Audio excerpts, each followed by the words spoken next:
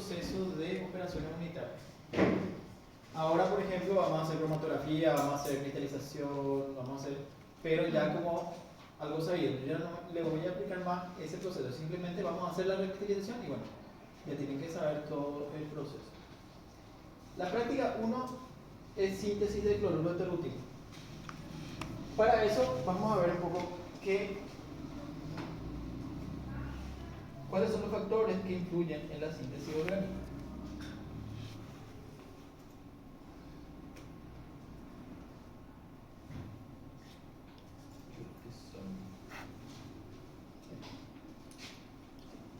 Estos son algunos de los factores a la hora de tener en cuenta cuando hacemos una síntesis. No todos estos factores se cumplen para una síntesis dada, pero tenemos que conocer por lo menos los más representativos, los más importantes. Bueno, la ecuación química. ¿Qué datos me da la ecuación? Primero que nada, acá podemos ver que el propano en presencia de oxígeno me produce dióxido de carbono y agua. O sea, me dice qué producto se forma y también en qué relaciones estequiométricas están.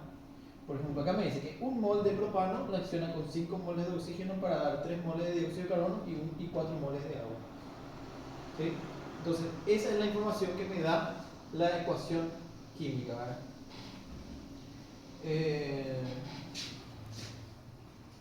Factibilidad de la reacción. ¿Qué me dice que es factible? Me dice si va a ocurrir o no va a ocurrir la reacción. No me dice si va a ocurrir en el instante, en un año, en 5 años, porque eso se encarga la cinética química. La factibilidad de la reacción está dada por las variables termodinámicas. Y el determinante, la variable termodinámica que me indica la espontaneidad de una reacción, es la energía libre de Gibbs. ¿Se acuerdan? Eso tuvieron que haber dado en química general. Bueno, entonces, un proceso exergónico.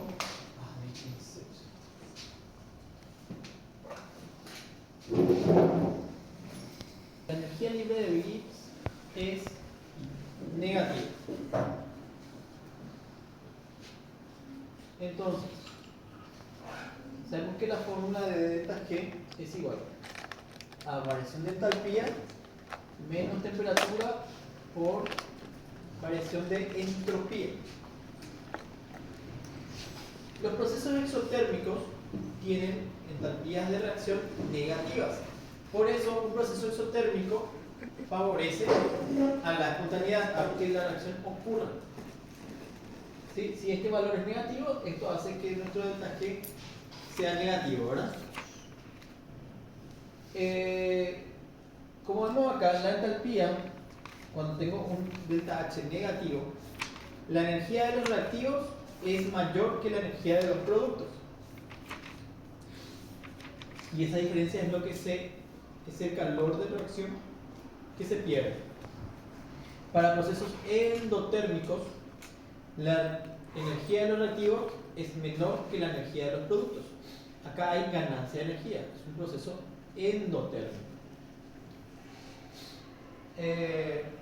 Bueno, ¿cuál es el otro parámetro que me va a indicar espontaneidad? ¿Saben lo que es la entropía? ¿Qué decían de la entropía?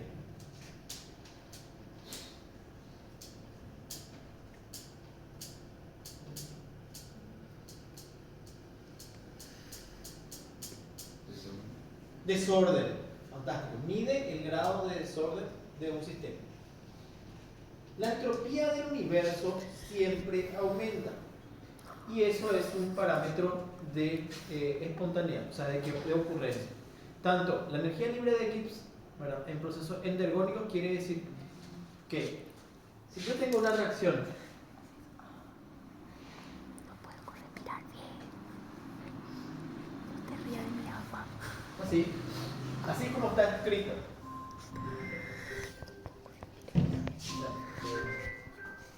¿Sí?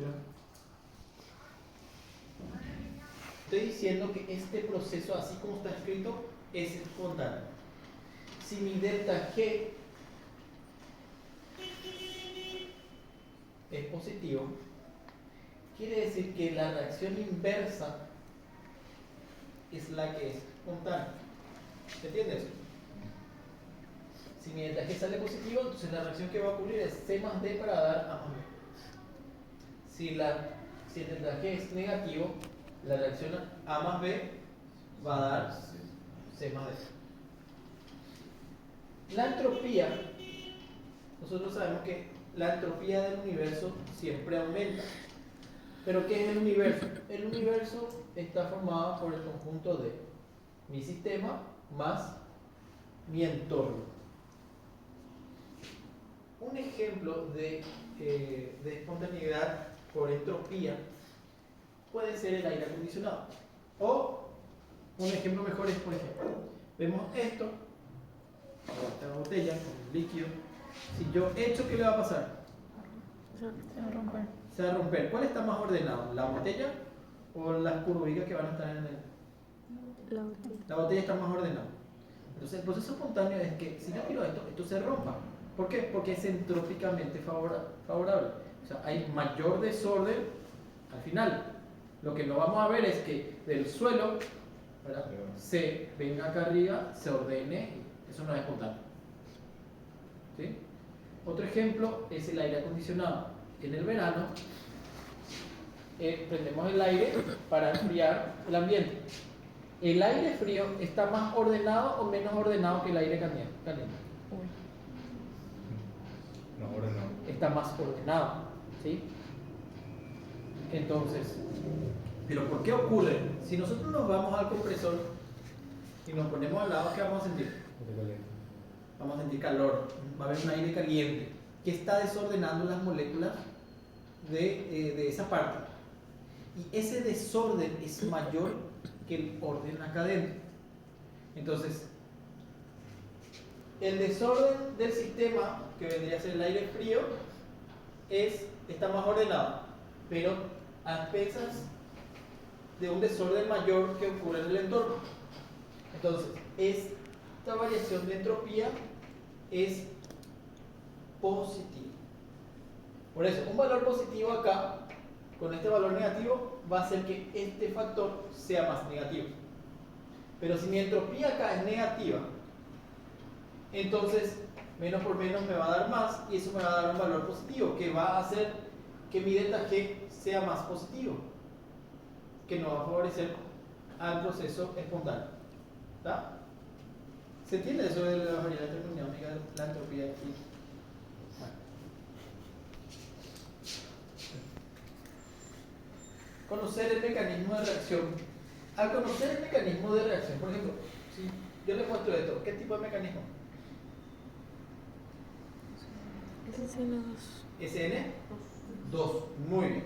Entonces yo te puedo decir, conocemos el mecanismo, sabemos que si fuese ópticamente activo, si fuese un isómero R, ¿el producto qué va a ser?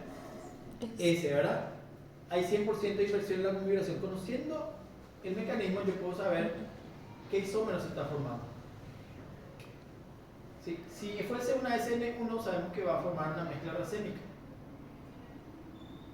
Entonces yo quiero solamente el isómero R.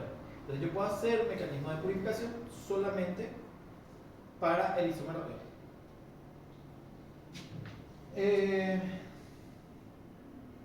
¿Qué otra cosa podemos saber con el mecanismo de reacción? El tipo de solvente que podemos utilizar. En reacciones SN2, ¿qué tipo de solvente utilizamos? ¿Próticos o apróticos?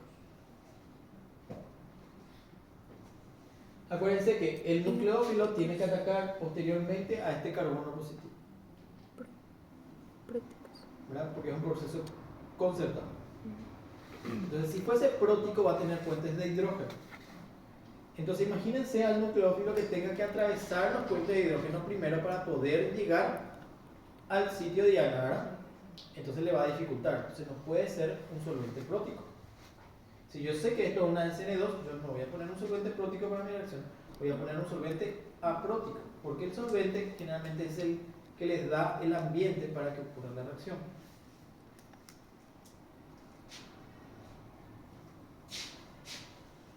Acá tenemos un resumen de todo lo que habíamos visto en orgánica 1 sobre los mecanismos de reacción. SN1, SN2, E1 y E2. Esto es para ustedes puedan ver la información. Otro parámetro a tener en cuenta es la velocidad de reacción. Esto sí me indica el tiempo que va a ocurrir en mi reacción. Estaba por la cinética química. Y como la constante de la velocidad depende de la temperatura, sabemos que la temperatura puede afectar a la cinética.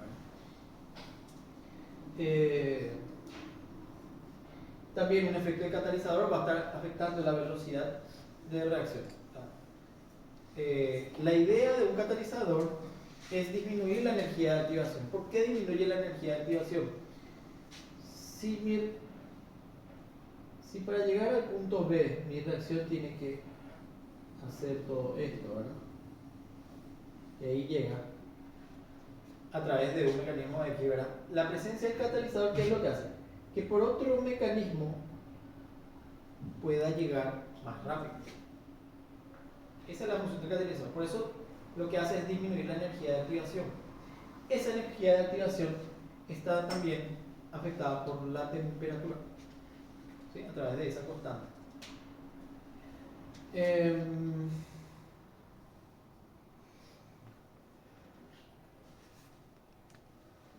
Después vamos a ver el tema también de la temperatura. O sea, siguiente. ¿Qué pasa con el efecto? O sea, el efecto de la temperatura no es que yo pueda aumentar indiscriminadamente para que mi reacción ocurra más rápido. ¿Por qué? Porque en química orgánica el efecto de la temperatura, ¿se acuerdan?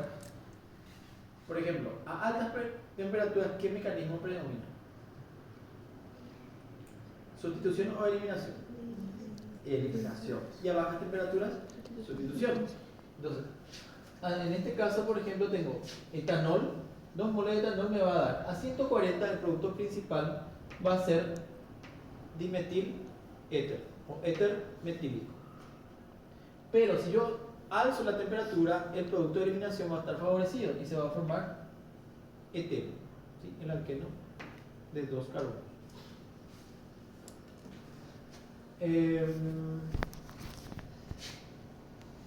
Bueno, esto es muy importante saber. ¿Por qué? Porque los subproductos a la hora de purificar es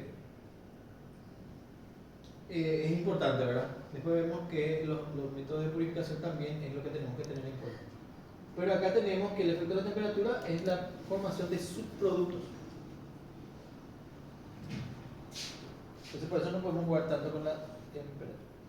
El efecto del solvente, ya sabemos. Sabiendo el mecanismo, ya habíamos hablado un poco de los solventes, son el medio donde ocurre la reacción, le dan estabilidad a los reactivos y estabilidad a los productos. Por ejemplo, en la SN1, en la etapa limitante de la reacción era la ionización. Yo tenía que liberar mi halogenuro, ¿verdad? Y se forma mi carbocatión. Y yo tengo que ver la forma de estabilizar ese carbocatión. Entonces, un solvente prótico lo que puede hacer es estabilizar ese carbocatión. Entonces, para SN1, los solventes deberían ser próticos.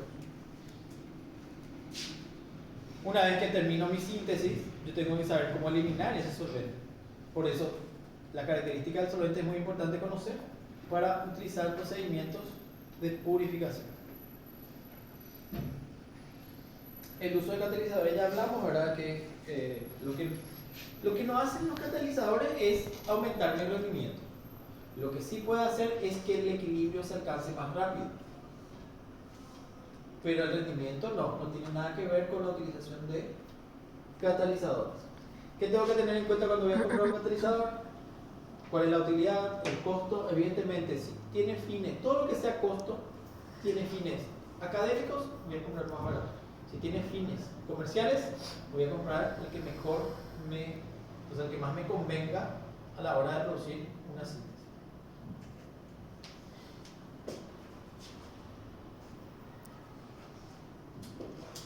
Subproducto de purificación y procedimiento de purificación. Ya habíamos visto en orgánica 1 los métodos de purificación, que son la cromatografía y la recristalización. Pueden haber otros métodos de purificación químicos, como los que vamos a hacer en la práctica, donde vamos a hacer una disolución y una precipitación para poder eliminar por filtración la impureza. Entonces, por eso están en otros. Pero esto es lo que nosotros ya vimos.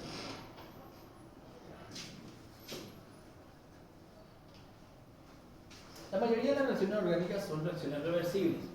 Entonces, para poder sacarle el jugo a esto, para las reacciones reversibles, nosotros utilizamos la ley de acción de masa. Si yo quiero formar más producto, la ley de acción de masa me dice que si yo le agrego más reactivo, el equilibrio se desplaza hacia la formación de más producto. Si yo tengo un gas que se escapa de la solución, entonces al perder un producto, el equilibrio trata de compensar y el equilibrio tiende hacia la derecha. ¿Cómo favorecer entonces la formación de más productos? Es agregando más reactivos o eliminando algún producto. El uso del catalizador, lo que hace el catalizador es que este equilibrio se alcance más rápido. No aumenta el rendimiento.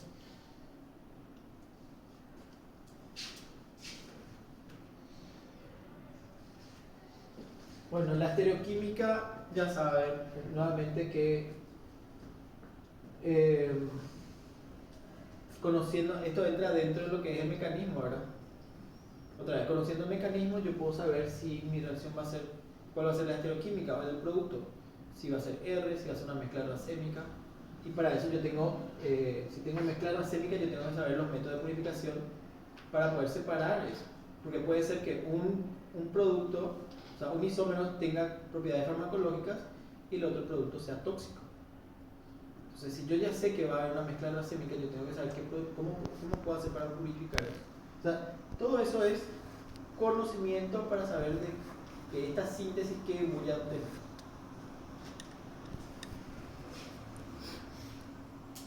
Efectos estéricos, nuevamente.